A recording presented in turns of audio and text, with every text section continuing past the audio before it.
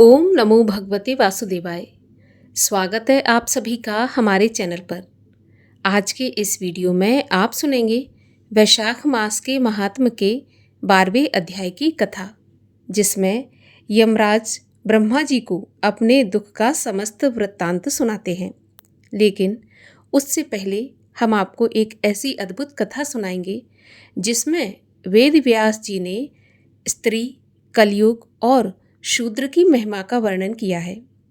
तो कथा अगर आपको पसंद आए तो लाइक अवश्य करिएगा, और अगर हमारे चैनल को अभी तक आपने सब्सक्राइब नहीं किया है तो सब्सक्राइब करके बेल आइकन पर क्लिक भी अवश्य कर लीजिए। तो चलिए शुरू करते हैं आज की कथा। एक समय की बात है, कुछ मुनि मिलकर ये विचार करने लगे कि कौन से समय में थोड़ा सा पुण्य भी महान फल देता है और कौन उसका सुखपूर्वक अनुष्ठान कर सकता है। जब वे कोई निर्णय नहीं कर सके तब इस बात के निर्णय के लिए व्यास जी के पास पहुँचे। व्यास जी उस समय गंगा जी में स्नान कर रहे थे, तो मुनि मंडली उनकी प्रतीक्षा में गंगा जी के तट पर ही एक पेड़ के नीचे बैठ गई। वृक्ष के पास बैठे मुनियों ने देखा कि व्यास जी गंगा में डुबकी लगाकर जल से ऊपर उठे और कलयुग प्रशंसनीय है, शूद्र साधु है, स्त्रियां श्रेष्ठ हैं, वे ही धन्य हैं, उनसे अधिक धन्य और कौन है, ऐसा कहकर दोबारा डुबकी लगाई। अब तो मुनिगण अपने संदेह का समाधान करने आए थे, परंतु ये सब बातें सुनकर पहले से भी विकट संदेह में पड़ गए और जिज्ञासा से एक दूसरे को देखने लगे। कुछ देर के बाद स्नान कर लेने पर नित्य कर्म से निवृत्त होकर व्यास जी जब आश्रम में आए तब मुनिगण भी उनके पास पहुँचे। वे सब जब यथा योग अभिवादन आदि के अनंतर आसनों पर बैठ गए तब व्यास ने उनके आगमन का उद्देश्य पूछा। तो मुनियों ने कहा कि हम लोग आपसे एक संदेह का समाधान करने आए थे, परंतु इस समय आप उसे रहने दीजिए। अभी आप हमें ये बताइए कि आप स्नान करते समय कई बार कुछ कह रहे थे कि कलयुग प्रशंसनीय है, शूद्र साधु है, स्त्रियां श्रेष्ठ हैं, सर्वाधिक धन्य हैं। तो ये क्या बात हुई? ये बात यदि गोपनीय ना हो तो आप हमें कृपा करके बताएं। ये जान लेने के बाद हम जिस आंतरिक संदेह के समाधान के लिए आए थे फिर आपको वो बताएंगे। व्यास जी उनकी बातें सुनकर बोले कि मैंने कलयुग, शूद्र और स्त्रियों को बार बार साधुवाद दिया है। उसका कारण आप लोग सुने। जो फल सतयुग में 10 वर्ष जप, तप और ब्रह्मचर्य आदि का पालन करने से मिलता है, उसे मनुष्य त्रेता में 1 वर्ष, द्वापर में 1 महीना और कलयुग में केवल 1 दिन में प्राप्त कर लेता है। जो फल सतयुग में ध्यान, त्रेता युग में यज्ञ और द्वापर युग में देव अर्चन करने से प्राप्त होता है, वही फल कलयुग में भगवान श्री कृष्ण का नाम कीर्तन करने से ही मिल जाता है। कलयुग में थोड़े से परिश्रम से ही लोगों को महान धर्म की प्राप्ति हो जाती है। इसीलिए मैंने कलयुग को श्रेष्ठ कहा है। अब शूद्र को श्रेष्ठ कहने का कारण सुनो। व्यास जी बोले कि ब्राह्मण को पहले ब्रह्मचर्य व्रत का पालन करते हुए वेद अध्ययन करना पड़ता है और तब गृहस्थ आश्रम में प्रवेश करने पर स्वधर्म आचरण से उपार्जित धन के द्वारा विधि पूर्वक यज्ञ, दान आदि करने पड़ते हैं। इसमें भी व्यर्थ वार्तालाप, व्यर्थ भोजन और व्यर्थ यज्ञ उनके पतन के कारण होते हैं। इसीलिए उन्हें सदा संयमी रहना भी आवश्यक होता है। सभी कार्यों में विधि का ध्यान रखना पड़ता है। विधि के विपरीत करने से उन्हें दोष भी लगता है। ब्राह्मण तो भोजन और पान आदि भी अपनी इच्छा अनुसार नहीं कर सकते। उन्हें संपूर्ण कार्यों में परतंत्रता ही रहती है। ये अत्यंत क्लेश से पुण्य लोकों को प्राप्त करते हैं, किंतु जिसे केवल मंत्रहीन पाक यज्ञ का ही अधिकार है वह शूद्र ब्राह्मण सेवा से ही सद्गति प्राप्त कर लेता है। इसीलिए वह ब्राह्मण की अपेक्षा धन्य है। शूद्र के लिए भक्ष अभक्ष अथवा पेय अपेय का कोई नियम नहीं है। ब्राह्मण जैसा कड़ा नहीं है उनके नियम। इन कारणों से मैंने उन्हें श्रेष्ठ बताया है। अब स्त्रियों को मैंने श्रेष्ठ क्यों कहा है, इसका कारण सुनो। व्यास जी कहने लगे कि पुरुष जब धर्म अनुकूल उपायों द्वारा प्राप्त धन से दान और यज्ञ करते हैं एवं अन्य कष्ट साध्य व्रत उपवास आदि करते हैं, तब वे पुण्य लोक पाते हैं।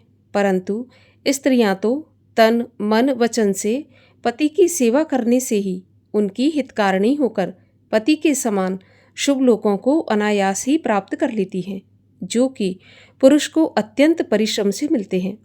इसीलिए मैंने स्त्रियों को भी श्रेष्ठ कहा है। कलयुग शूद्र और स्त्रियों को साधुवाद देने का रहस्य बताकर व्यास जी ने मुनियों से पूछा कि अब आप लोग जिस कार्य के लिए आए थे वह बताइए। मैं आपसे अब सब बातें स्पष्ट रूप से कहूँगा।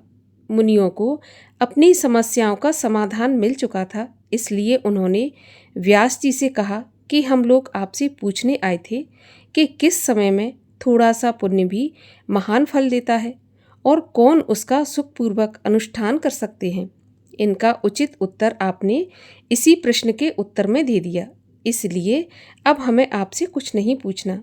बिना पूछे ही आपने प्रश्नों के उचित उत्तर दे दिए हैं। तब उन तपस्वियों से व्यास जी ने कहा कि आप लोगों का अभिप्राय दिव्य दृष्टि से जानकर मैंने बिना पूछे ही सब कुछ कह दिया। जिन लोगों ने गुण रूप जल से अपने समस्त दोष धो डाले हैं, उनके थोड़े से प्रयत्न से ही कलयुग में धर्म सिद्ध हो जाता है। शूद्रों को ब्राह्मण सेवा परायण होने से और स्त्रियों को पति की सेवा मात्र करने से ही अनायास धर्म की सिद्धि हो जाती है। इसीलिए ये तीनों धन्य हैं।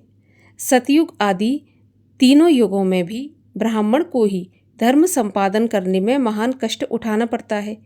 कलयुग में एक महान गुण है कि इस युग में केवल श्री कृष्ण का नाम कीर्तन से ही कोई भी परम पद प्राप्त कर लेता है। व्यास जी के वचनों से अपनी शंकाओं का समाधान पाकर महाभाग ऋषिगण व्यास जी का पूजन कर और उनके कथन अनुसार निश्चय कर अपने अपने स्थान को लौट गए। तो इस प्रकार से भगवान श्री कृष्ण का नाम कीर्तन ही इस कलयुग में सभी कष्टों का निवारक है और इस भव सागर से पार ले जाने वाला है। बोलिए भगवान श्री कृष्ण की जय। और आइए अब सुनते हैं वैशाख मास के महात्म के 12वें अध्याय की कथा। यमराज बोले, हे पितामह, मेरी बात सुनिए। मैं अब लुप्त सा हो गया हूँ। मैं मरने से भी अपने पद खंडन को अधिक मानता हूँ। हे कमलासन, अपने स्वामी के यहाँ जो जिस कार्य पर नियुक्त रहकर अपना कर्तव्य पालन ना करे और उसका धन खाता रहे, वह काष्ठ का कीड़ा अर्थात घुन बनता है। जो प्रज्ञावान लोभ से राजा के वित्त को बिना कार्य किए खाता है, वह तिर्यक योनि में जाकर 300 कल्प तक नरक भोगता है। जो निष्प्रय होकर अपने स्वामी का काम पूरा नहीं करता, वह घोर नरक भोग कर कौआ की योनि पाता है। और अपने कार्य में तत्पर ना रहकर स्वामी के कार्य को बिगाड़ देता है, वह 300 कल्प तक चूहे की योनि पाता है। जो कार्य करने की सामर्थ्य होने पर भी कार्य नहीं करता और घर में ही पड़ा रहता है, वह बिल्ली की योनि पाता है।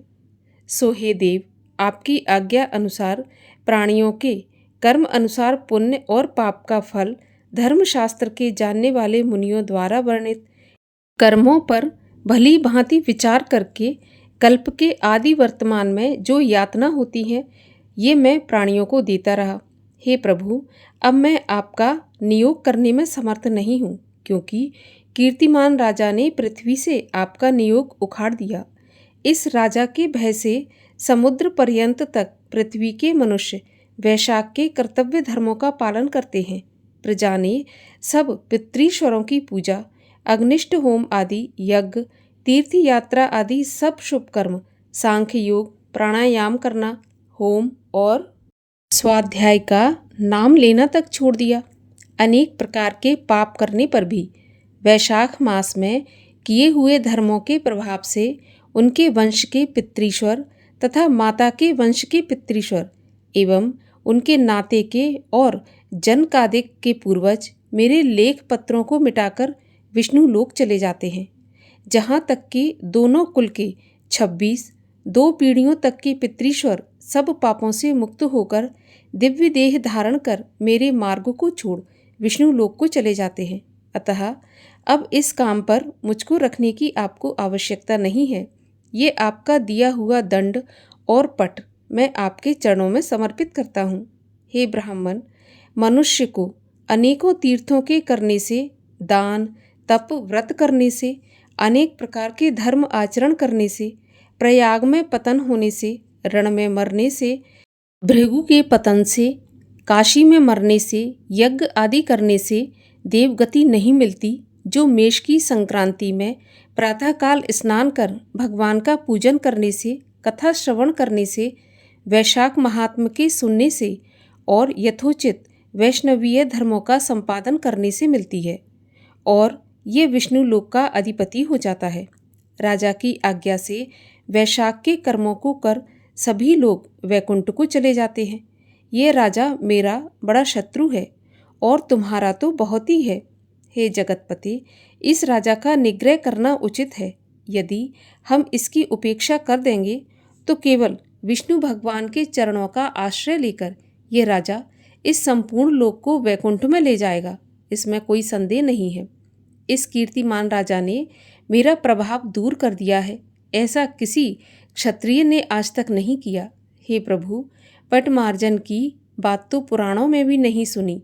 भगवान में तत्पर इस राजा के सिवा अन्य कोई नहीं हुआ जिसने पटमार्जन की घोषणा कर दी हो और यमलोक में आने का मार्ग ही रोक दिया हो। यहाँ पर 12वें अध्याय की कथा का समापन होता है। इसके आगे की कथा आप सुनेंगे कल के अध्याय में। श्री कृष्ण चालीसा। वंशी शोभित कर मधुर, नील जलद तन श्याम, अरुण अधर जन बिंब फल, नयन कमल अभिराम, पूर्ण इंद्र अरविंद मुख, पीतांबर शुभ साज, जय मन मोहन मदन छवि, कृष्ण चंद्र महाराज। जय यदुनंदन जय जगवंदन, जय वसुदेव देव की नंदन, जय यशोदा सुत नंद दुलारे, जय प्रभु भक्तन के दृग तारे, जय नट नागर नाग नथैया, कृष्ण कन्हैया धेनु चरैया, पुनि नख पर प्रभु गिरवर धारो, आओ दीनन कष्ट निवारो, वंशी मधुर अधर धरि टेरी, होवे पूर्ण विनय यह मेरी, आओ हर पुनि माखन चाखो, आज लाज भारत की राखो, गोल कपोल चिबुक अरुणारे, मृदु मुस्कान मोहिनी डारे, रंजित राजीव नयन विशाला, मोर मुकुट बैजंती माला, कुंडल श्रवण पीत पट आछे, कट किंकणी काछनी काछे, नील जलज सुंदर तनु सोहे, छवि लख सुर नर मुनि मन मोहे, मस्तक तिलक अलक घुंघराले, आओ कृष्ण बांसुरी वाले, करे पै पान पूत नहीं मार्यो, अका बका कागा सुर मार्यो,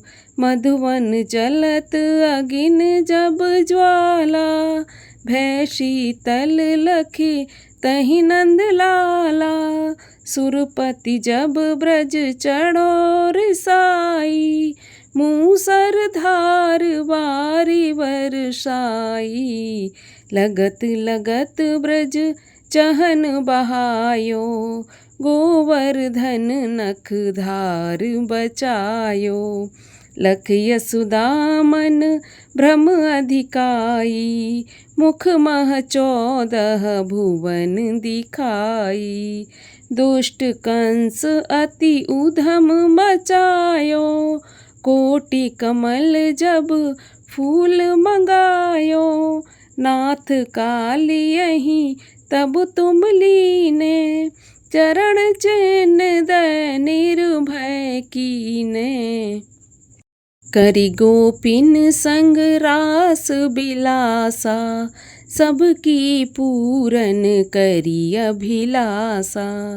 केतिक महा असुर संघार्यो, कंसहि केस पकड़ दे मार्यो।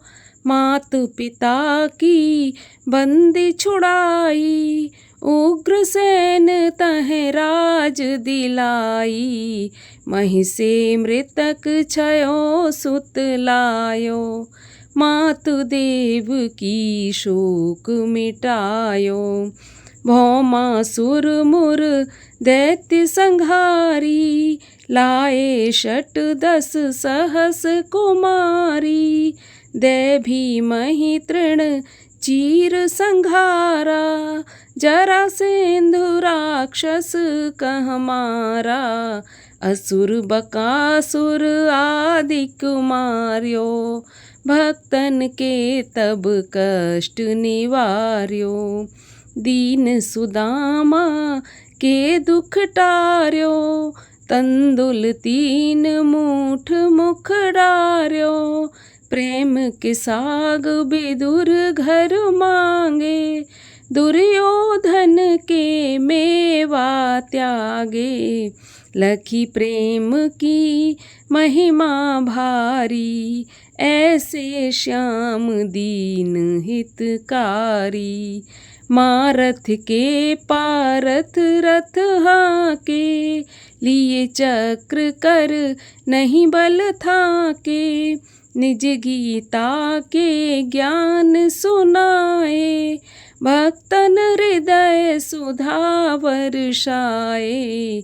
मीरा थी ऐसी मत वाली, विष पी गई बजा कर ताली।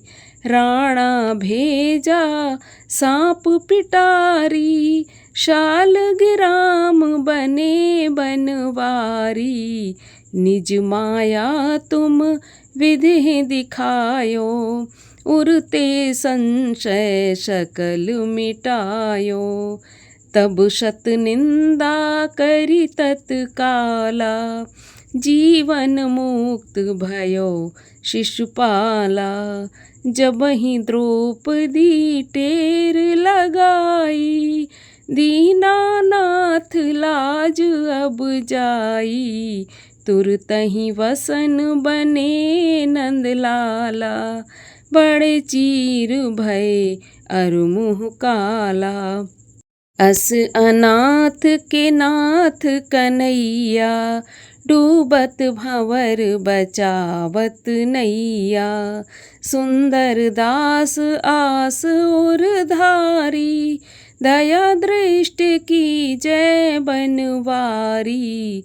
नाथ सकल मम कुमति निवारो, क्षमाउ बेग अपराध हमारो। खोलो पट अब दर्शन दीजे, बोलो कृष्ण कन्हैया की जय। यह 40 कृष्ण का पाठ करे उर्धार, अष्ट सिद्ध नवनिधि फल लहे पदारथ 4। ओम जय श्री कृष्ण हरे, प्रभु जय श्री कृष्ण हरे। भक्तन के दुख सारे पल में दूर करे, ओम जय श्री कृष्ण हरे। परमानंद मुरारी, मोहन गिरधारी। जय रस रास बिहारी, जय जय गिरधारी। ओम जय श्री कृष्ण हरे। कर कंकन कटी सोहत कानन में बाला, मोर मुकुट पीतांबर सोहे वनमाला। ओम जय श्री कृष्ण हरे। दीन सुदामा तारे, दरिद्रों के दुख टारे, गज के फंद छुड़ाए भवसागर तारे। ओम जय श्री कृष्ण हरे। रण्य कश्यप संघारे, नरसिंह रूप धरे, पाहन से प्रभु प्रगटे जम के बीच परे। ओम जय श्री कृष्ण हरे। केशी कंस विदारे, नलकूबर तारे, दामोदर छवि सुंदर भगतन के प्यारे। ओम जय श्री कृष्ण हरे। काली नाग नथैया, नटवर छवि सोहे, फन फन नाचा करते नागन मन मोहे। ओम जय श्री कृष्ण हरे। राज्य उग्र सेन पाए, माता शोक हरे, द्रुपद सुता पत राखी, करुणा लाज धरे। ओम जय श्री कृष्ण हरे।